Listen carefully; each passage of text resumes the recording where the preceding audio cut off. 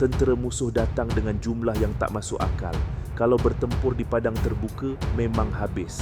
Ini kisah di sebalik perang Khandaq. 10,000 orang tentera bersekutu Ahzab sedang menuju ke Madinah. Logik akal kata, kita akan kalah. Rasulullah kumpulkan para sahabat. Suasana sunyi sepi sebab semua tahu ini soal hidup atau mati. Di tengah-tengah kebuntuan itu, Salman Al-Farisi, seorang sahabat dari Parsi, cadangkan sesuatu yang tak pernah dibuat di tanah Arab, gali parit di sekeliling kota. Idea ni nampak pelik dan asing, tapi Rasulullah tidak menolak hanya kerana Salman seorang outsider atau kerana cara itu tidak pernah dibuat sebelum ini. Baginda dengar, baginda nilai dan baginda jadi orang pertama yang turun menghayun cangkul untuk menggali parit tersebut.